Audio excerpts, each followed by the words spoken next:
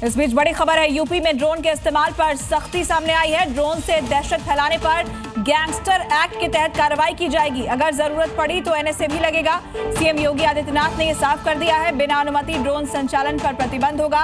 अफवाह फैलाने वालों पर सख्त कार्रवाई की जाएगी। बिना अनुमति के ड्रोन संचालन पर एक्शन होगा। ड्रोन के इस्तेमाल पर यूपी में सख्ती बढ़ा दी गई है। ड्रोन से दहशत फैलाने पर गैंगस्टर एक्ट के तहत कार्रवाई होगी और सीएम ने साफ कर दिया है, जरूरत पड़ी तो एनएसए भी लगाया जाएगा।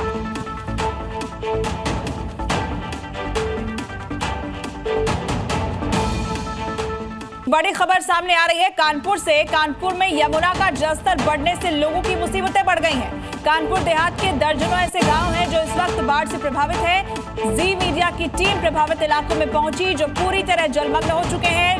लोग छत पर चढ़े हुए हैं। गांव के लोग जिस परेशानी से गुजर रहे हैं, शायद कोई भी इसका अंदाजा नहीं लगा सकता है। हम आपको रिपोर्ट दिखाते हैं।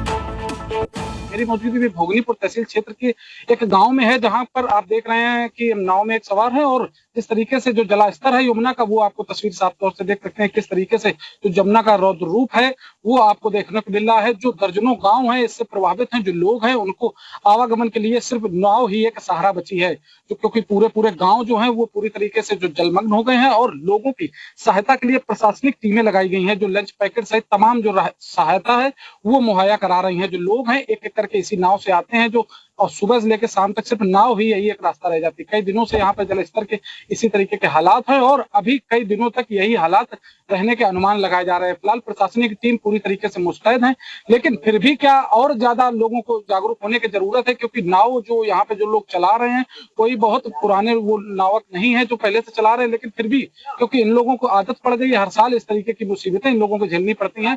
और हमारे साथ हमारे सहयोगी विशाल रघुवंशी जुड़ गए, हम सीधे उनका रुख करेंगे। विशाल, तस्वीरें लगातार हम देख पा रहे हैं, यूपी में बाढ़ जैसे हालात हैं और यही वजह है कि सरकार ने टीम 11 का भी ऐलान किया है इससे निपटने के लिए, और क्या कुछ जानकारी है? देखिए, बिल्कुल आपको बता दें कि बाढ़ के हालात जो हैं उत्तर प्रदेश के कई जिलों में बन चुके हैं। और अगर हम राजधानी लखनऊ की बात करें तो यहाँ पर भी सुबह से ही तेज़ बारिश हो रही है। हम आपको तस्वीरें दिखा देते हैं कि इस वक्त बारिश बहुत ज़्यादा तेज़ है और राजधानी लखनऊ के जो आसपास के इलाके हैं, चाहे वो बाराबंकी हो चाहे वो लखीमपुर हो, वहाँ पर भी जल भराव तमाम जगहों पर दिखाई पड़ रहा है। इसके साथ साथ नदियों का जल स्तर भी काफ़ी हद तक बढ़ गया है और मुख्यमंत्री ने इसको लेकर कल बाकायदा एक टीम जो है उसको भी गठित की है। यूपी सरकार के तमाम मंत्रियों को लगाया गया है। जहां जहां पे बाढ़ की स्थिति है वहां पर जाकर वो खुद ग्राउंड जीरो पर पहुंचेंगे। अभी कुछ देर पहले ही यूपी सरकार के जल शक्ति मंत्री हैं अब स्वतंत्र देव सिंह, वो भी अभी पहुंचे हुए हैं हमीरपुर। वहां पर भी उन्होंने बाढ़ग्रस्त इलाकों का जायजा लिया है और मुख्यमंत्री ने भी इसको लेकर सीधे तौर पर कल निर्देश जारी किए थे कि बाढ़ग्रस्त इलाकों में तमाम मंत्री जो है वो ग्राउंड जीरो पर उतरें और वहां पर जाकर जो वास्तविक स्थिति है उसका आकलन करके सरकार को अवगत कराएं। इसके साथ साथ राहत और आपदा केंद्र को भी अलर्ट रहने के लिए कहा गया है। जहां जहां पर जल भराव की स्थिति हो रही है वहां पर नगर विकास की तरफ से भी निर्देश दिए हैं। लेकिन अभी तो इस बार सामान्य से ज्यादा बारिश हुई है और यही वजह है कि मैदानी इलाकों में भी इसका असर देखा जा रहा है।